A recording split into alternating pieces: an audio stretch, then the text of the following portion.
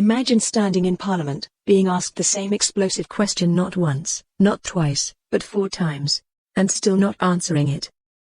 That's exactly what happened to UK Prime Minister Keir Starmer, and honestly, it's raising more eyebrows than answers. So here's the situation. During Prime Minister's questions, Kemi Badenoch came out swinging. And not gently, either. She went straight for what's quickly becoming one of the most uncomfortable political controversies right now, the so-called Mandelson files. Her question was actually very direct, almost impossible to misunderstand. She asked whether Starmer had personally spoken to Peter Mandelson about his past links to Jeffrey Epstein before appointing him as ambassador to Washington. Now think about that for a second. This isn't some vague policy debate. This is about judgment, due diligence, and political accountability at the highest level. So naturally, you'd expect a clear yes or no, right? But that's not what happened.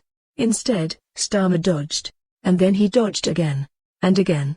4 times in total, Badenoch repeated the question, and 4 times, he avoided giving a straight answer. At one point, it got so tense that the Speaker of the House, Sir Lindsay Hoyle, had to step in and call him out for not addressing the question properly. That almost never happens unless things are getting seriously uncomfortable. And here's where it gets interesting.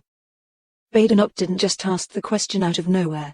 She framed it by accusing Starmer of trying to bury scrutiny, claiming that documents related to Mandelson were released right after PMQs the previous week. In other words, she's suggesting this was time to avoid maximum attention. Whether you agree with that or not, it's a pretty sharp political move. Because it shifts the conversation from just the scandal itself to how transparent the Prime Minister is being about it. Now, let's be real for a moment. In politics, not answering a question can sometimes be more telling than the answer itself. Is it caution? Is it strategy? Or is it damage control? Because if there was a clear and reassuring explanation, wouldn't this have been the perfect moment to give it? Instead, what viewers saw was hesitation, deflection, and a growing sense of pressure in the chamber. And that's exactly the kind of moment that sticks with the public. The bigger issue here isn't just Mandelson or even Epstein connections. It's trust.